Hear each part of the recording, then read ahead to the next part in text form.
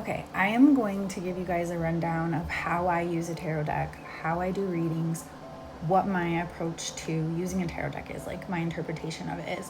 Because a lot of people have different ideas about what it is that's going on when we do a tarot reading. So, what I used to wonder like 20 years ago was like, what is going on when I use the tarot deck? Like, is this some kind of weird entity that I'm contacting? Is there an oracle like floating in outer space that's like collecting my data and like giving me these answers? Well, here's the thing. And people worry about demons, right? Okay, so here's the thing. You can use a tarot deck as an initiatory system, and you are trying to figure out where in the story you are. It helps you understand the themes and the lessons of what you're experiencing and who the characters are in the story.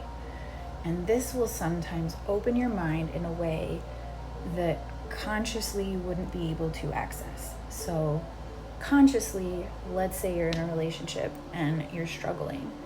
A lot of people lie to themselves. A lot of people tell themselves things about the situation that aren't true, or they like cannot emotionally handle the situation. Also, maybe they are not doing what they need to be doing in the situation. Maybe they are causing problems in the situation, or maybe they are actually like avoiding fixing it or leaving. This is where it can come in handy, because what we're going to do is we're going to want to do a reading, and we're going to want to find out what we're ignoring. We're going to want to see who's involved and what we're not seeing. We want to understand where in the story we are, and that helps us act in a higher way, because we can't solve problems from the same consciousness that created the problem. We're trying to go to a higher level. We're trying to raise ourselves out of the 3D into the 4D and look at the situation spiritually, right? And like figure out how we can make better choices, and like what's the lesson, what is the path forward, and like what are we not seeing. So I'm going to show you kind of in like a rough idea of how I might do this. And I'm not as cool as some of the other tarot readers on here that like legitimately, like they have the coolest, craziest card system. What are they called? They have crazy things that they do. Okay, so like I was saying, I'm not gonna do any spreads that are crazy. I'm not opposed to it. I know there's some really cool ones, but what I'm gonna be doing is I'm gonna be showing you kind of how I might answer a question. So here's what I'm gonna do. If you wanna charge your cards, you can leave them out in the moonlight or the sunlight.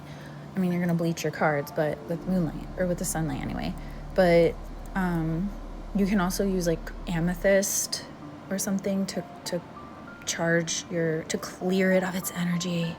But also what I do is, you can do a lot of things in Hinduism or in Tantra that would be called Manasa Puja. It's like an internal thing. So you don't actually have to physically do something to the cards. You can internally, depending on how good your imagination and visualization practices are, you can imagine these being cleansed. Okay? So good. Now we're going to take a card out for someone to meditate on my thought, right? So what's my question? Like, what am I not seeing in this situation, right? I'm gonna pull a card. What is the essence of the situation? I'm gonna pull a card. Okay.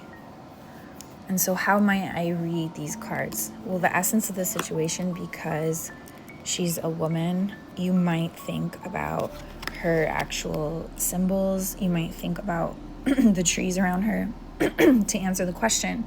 Because sometimes the pictures are actually what's going to help you figure out what the card means. And it isn't even about what the card is. It's actually just trying to communicate with you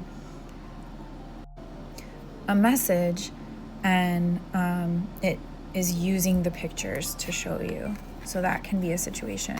Also, numbers, if you're familiar, it'll help you to study the numbers and what they mean, because numbers usually have like 9. Like, for example, 9 is almost 10. So 9 symbolizes a number of completion. It's before the new cycle begins. The new cycle begins at 10. So 9 would give you an idea that might be a theme in the reading, that there's something to do with completion. When their cards are reversed, a lot of people don't cards being reversed. I personally do, and I usually look at it as the opposite or blocked energy. Sometimes it can tell you that exists and it's blocked, or it's telling you it doesn't exist at all. So you have to kind of figure that out based on the other cards and your intuition. So obviously you want to focus on the themes of like each suite. You have your pentacles, you have your wands, so we'd also want to think about like wands. Well, those are fast energy, their thoughts, their action, and wands, they're like the mind, so the magical type, manifesting type things. And often if we start pulling other cards, like let's say I was still doing the reading, and I do one card pulls often. I also do past, present, future. What am I not seeing? Okay, so the page doesn't usually represent a person, but usually, often, court cards represent a person, but pages usually represent a message. So notice that there are a lot of people on these cards, and while they sometimes can represent people, I would look at them more, because they're not court cards, for what they actually represent. Like pages, messages, and then major arcana are obviously bigger themes. Minor arcana, not as big of a deal. So bigger themes, bigger deal, more important in your life. The Fool represents where you start. So this is the initiation beginning. And look how clueless and ignorant he is, ready to walk off that cliff onto the journey of initiation, which is also just being completely ignorant to the dangers. But yeah, so this is kind of like my little rundown, my little 101 as to how I use it. And you'll want to familiarize yourself with the story. Maybe I can kind of do like a breakdown of what the story is, like the tarot story. Because all of these things that are happening are all every experience, every emotion that a human goes through in their life. Fighting battles, winning battles, leaving a depressing situation, hope for a new day, tempering addictions. I mean, there are just so many. This can represent Three's Company.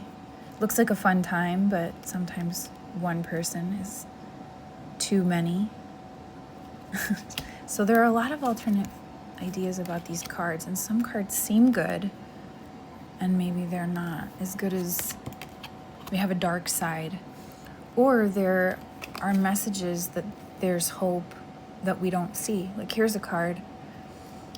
They look really hopeless, and they don't really see that they're next to a church which will help them. So when we get this card, we can say, okay, everything feels hopeless, but there's actually help nearby. Even cards that seem really bad, like death and the devil, are not really as bad as they seem. The devil, they're chaining themselves so they can be released. And death just means the end of an old cycle, coming into a new cycle. So this is Rider-Waite. I really like this for beginners. Use other decks when you're more comfortable. I would say just stick to Rider-Waite for as long as possible, honestly, unless it is in keeping, because it's much easier to learn the symbols.